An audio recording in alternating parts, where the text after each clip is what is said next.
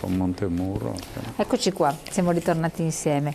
Ci sono altri aspetti che secondo voi andrebbero sottolineati, richiesti o per i quali intendete fare anche un certo, tra virgolette, pressing al futuro governo, a prescindere da quale possa essere? Noi diciamo che ormai sono 2 anni che siamo in pista con una piattaforma unitaria, no? CGIL, CISL, UIL e Organizzazione Sindacale dei Pensionati, proprio sul tema previdenza e sul tema fisco.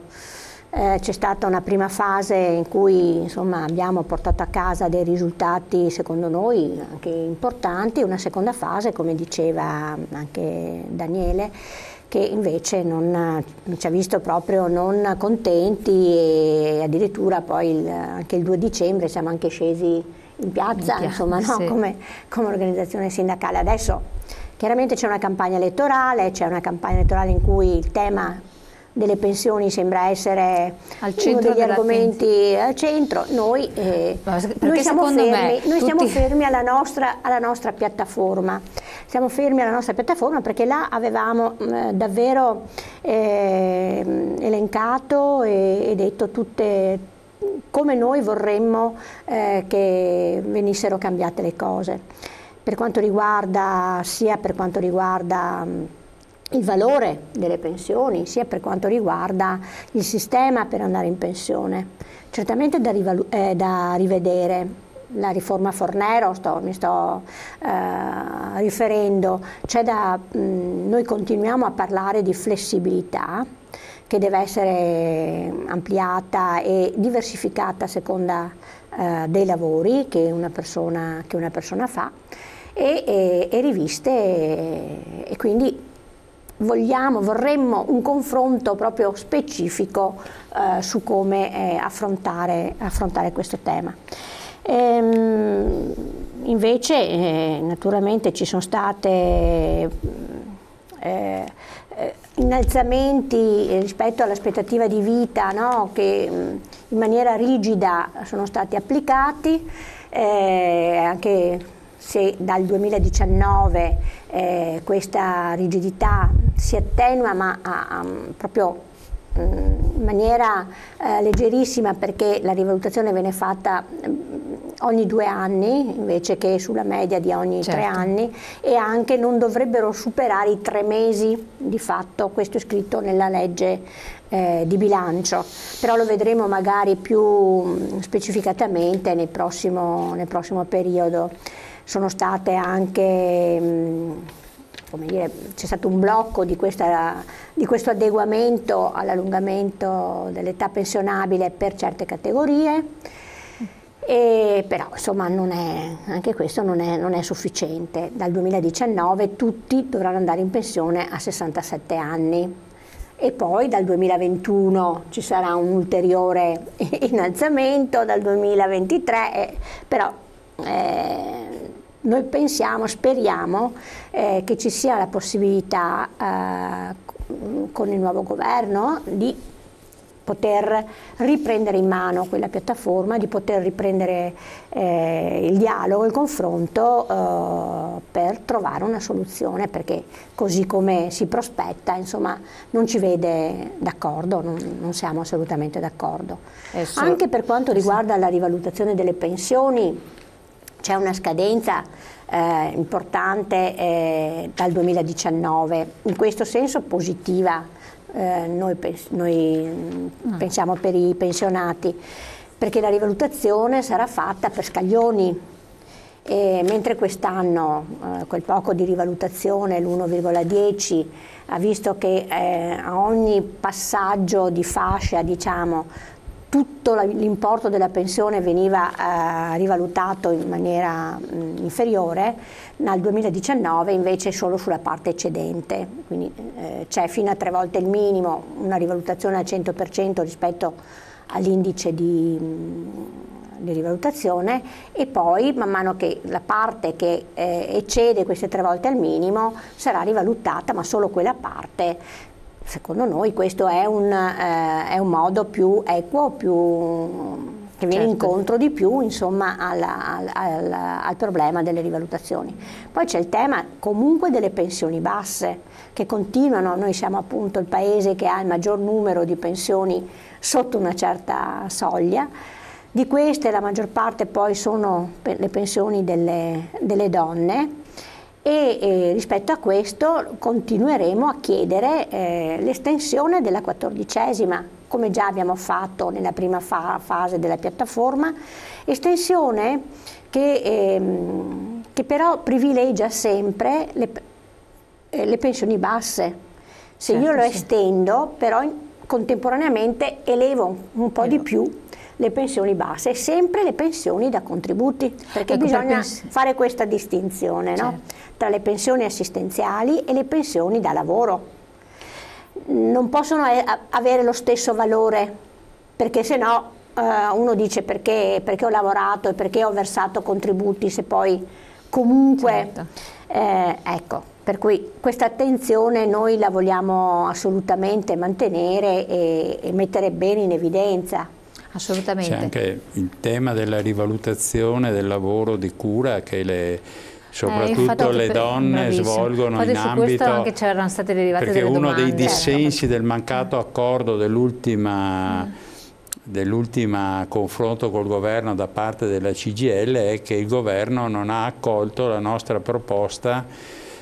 Adesso lo diceva bene la Rosanna, è vero che hanno allargato a 15 tipologie di lavori, autista, lavori gravosi, il fermo dell'innalzamento automatico dell'età per andare in pensione, quindi per queste 15 tipologie di lavoro si rimane fermi e non si passa allo scatto automatico della roba. Però noi chiedevamo un provvedimento che andasse incontro a quelle persone, soprattutto le donne, che svolgono lavoro di cura perché in casa hanno, che so, una 104 riconosciuta, cioè hanno un figlio con gravi disabilità, oppure che si occupano del genitore anziano e che svolgono questa attività, e per effetto di questa attività, che so, hanno chiesto il part-time, hanno chiesto una riduzione dello stipendio, certo, eccetera. sì. E questa cosa qua sta producendo delle situazioni veramente paradossali. Cioè noi abbiamo casi di signore, di donne, in qualche caso anche degli uomini, che per effetto di questa interruzione delle prestazioni hanno un abbattimento molto sostanzioso del trattamento, e questa cosa qua è una cosa che va risolta, perché ci sembra un atto di civiltà indispensabile. Bisogna sapere che una società solidale deve porsi anche questo tema e non affrontarlo. Per quello diciamo che certe proposte che sentiamo così, no, sono un po' così campate in aria, eccetera, perché poi in realtà bisogna parlare con la concretezza. Cioè la nostra piattaforma è una piattaforma molto concreta che punta alle questioni che si possono realizzare compatibilmente con le situazioni economiche del Paese. Bisogna avere la volontà, perché se invece la volontà è procedere a bonus, a spendere i soldi a spot, come dire, su fatti che magari rende l'immaginaria, però poi non si colgono le questioni strutturali che ha il Paese. Assolutamente, questo è importante. Perché... dopo affrontiamo anche la questione, la domanda sui giovani che ci è stata posta, diciamo un'osservazione, non è una domanda da un nostro telespettatore, penso che sia giovane. Però io prima vorrei anche prendere quello che è anche il tema della trasmissione odierna, cioè il discorso del modello RED delle pensioni. Abbiamo anche delle slide che magari ci possono essere messe in onda dalla regia, così le vediamo rapidamente, facciamo un sunto nel tempo che abbiamo a disposizione. Allora, modello RED. Sì, il modello RED praticamente è un modello che l'INPS rilascia, che i pensionati che richiedono delle integrazioni al trattamento minimo, maggiorazioni sociali, trattamenti di famiglia, pensione superstiti e quant'altro devono presentare, perché essendo misure assistenziali pagate dalla fiscalità generale c'è bisogno di essere sicuri che quelle persone ne hanno diritto, insomma, no? E che i soldi non vengono dati a chi invece nasconde redditi, certo, o ricchezze o quant'altro. Ecco, quindi c'è un'ultima scadenza qua a fine mese a persone che dovevano render conto delle maggiorazioni di queste provvidenze avute nel corso del 2017 riferite ai redditi 2016. Ecco, noi anche ai nostri iscritti diciamo, insomma, stiamo attenti alle lettere che ci arrivano, alle sollecitazioni, ad eventuali cambi di valore della pensione, perché quando succede che ti viene sospeso, no, una maggiorazione, un assegno familiare o qualcosa, poi il pensionato va nel panico, però bisogna anche capire e quindi che vengano con fiducia nelle nostre sedi, perché riusciamo. Infatti, ecco, tornando alla slide che è appena andata in onda, il modello RED, dove e come presentare il modello RED va presentato in tempo presso il CAF CGIL di zona. Io chiedo la slide precedente, magari dalla regia, perché chi arriva, ecco, dove, cos'è? È una dichiarazione annuale obbligatoria fatta all'INPS per le persone che ricevono prestazioni previdenziali o assistenziali integrative. Quali possono essere? Facciamo un esempio. Sì, la maggiorazione sociale. Quindi maggiorazione sociale, attenzione, certo, quindi dovete fare.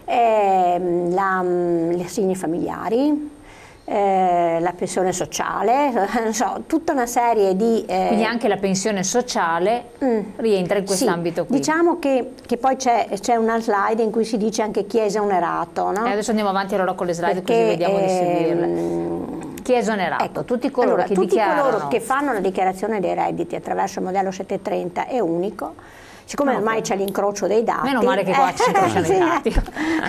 Quindi insomma è chiaro il reddito e non serve, ma anche tutti quelli che non possiedono altri redditi oltre alla pensione che ricevono dall'INPS. Una persona che ha la casa di proprietà soltanto, prima casa. Sì, no, non fa, non è un altro reddito, non c'entra. Okay. No, per cui veramente... sempre di più anche qua si sta riducendo il numero di chi effettivamente deve presentare, perché l'incrocio dei dati favorisce, insomma, no, anche la... Dovrebbe favorire. Sì, dovrebbe Mancata favorire. Comunicazione. Infatti l'INPS procede alla sospensione delle prestazioni nel corso dell'anno e se entro 60 giorni, come descriviamo, dalla sospensione non si invia la dichiarazione, la prestazione viene revocata in via definitiva. Definitiva, attenzione, veramente molta attenzione. Non si può recuperare, anche se ci sono tutte le carte comprobanti. Dopo 60 giorni. Cioè l'INPS manda una specifica comunicazione. Per cui dovrebbe. Vabbè, dovrebbe. Okay. Va bene. Allora, pensioni e redditi da dichiarare, dicevamo integrazione al trattamento minimo. Sono quelli che, vabbè, qua sono i redditi che devi, sono tutti quelli che sono assoggettabili all'IRPEF, quindi la maggiorazione la puoi avere se sei dentro a certe parametri. Quindi lo stesso all'assegno al nucleo familiare, anche qua c'entrano i redditi di qualsiasi natura, anche esenti da imposte, per cui per avere gli assegni familiari deve veramente dichiarare tutto quello che hai. Lo stesso l'importo aggiuntivo. La somma aggiuntiva è anche quindi la 14ª? Beh, certo, bisogna, siccome anche la 14ª è una somma che viene data attraverso la fiscalità generale, è bene che bisogna che ci siano le condizioni. Certo, no, non l'avrei, ecco, io la 14ª nel senso che allora, viene data pensata. Una prima battuta, viene data automaticamente, però poi c'è l'accertamento, no, però poi viene accertato se effettivamente quella persona ne aveva diritto. Vabbè. così il sistema, però secondo me ci sono delle grosse perplessità al riguardo. Vabbè, quindi questo è un po' il quadro del discorso del modello RED. Perché tirarlo fuori adesso, in questo periodo? Perché c'è un'ultima scadenza che è il 28 di febbraio, ultima chance, questo riferito ai redditi 2016, dopo, per il 2018 parte la nuova campagna RED che finirà l'anno prossimo, perché poi ci sono persone che magari chiedono le maggiorazioni o le assegni familiari quest'anno, e quindi bisogna sempre che ci siano le condizioni reddituali. Poi come sempre ricordiamo sì, è importantissimo controllare la propria pensione, questa è la campagna nostra dei diritti inespressi, è una campagna che ormai sono più di 2 anni che la stiamo praticando e che davvero ha dato molte risposte. E sembra impossibile, ma moltissime persone appunto non sanno di avere dei diritti, manca l'informazione come dicevamo, e quindi è importante che facciano 4 passi, vengano nelle nostre sedi, e ci sono i nostri collaboratori che sono ben lieti di riceverli e di controllare se tutto è a posto. Ecco, una cosa, magari una domanda senza dubbio per voi banale, non tanto per chi non ha dimestichezza con il sistema, ma se una persona appunto non ricevendo più a casa la famosa busta eccetera, volesse verificare la propria posizione pensionistica, magari chiede al figlio o nipote di accedere con il PIN, cosa deve fare tecnicamente? Sì, allora c'è il PIN personale che ogni persona può attivare, no? E quindi entrare nel proprio cassetto previdenziale dentro al sito. Al sito dell'INPS. Sì, certo. Però noi possiamo dare una mano anche in questa cosa qui, questo è importante. Sì, certo. Poi noi per i nostri iscritti abbiamo dei servizi specifici per controllare l'OBSEM, per rilasciare il Q, proprio per quelle persone che magari non hanno figli o nipoti. Bisogna venire presso lo CGIL a fare le verifiche e i controlli personalmente, o se una persona non può muoversi, mobilitata eccetera, sì, ma può delegare? Può delegare intanto il familiare, e poi a seconda della situazione verificheremo se si può fare con delega, oppure insomma. Quindi in ogni anche un familiare che intanto, carta d'identità e magari... Ecco, per esempio un consiglio da dare ai familiari, perché mi riferisco alle persone con un'invalidità totale al 100%, che sono da soli, certo. Hanno diritto all'assegno familiare. Sì. Allora, per sé. Quindi, e siccome di solito sono i familiari, i figli, insomma, no, che si occupano di questo, perché se una persona è al 100% invalida, insomma, veramente su questo c'è un'ignoranza totale. Quindi se hai anche un familiare che è in casa di riposo, no, allora facciamo così, un attimo solo. No, non dica niente. Facciamo così, lo diciamo dopo la pubblicità, così lo spieghiamo bene, ci state qua ad ascoltare perché è molto importante, perché pochissimi lo sanno. Certo. Tra poco dopo la pubblicità spieghiamo bene come funziona.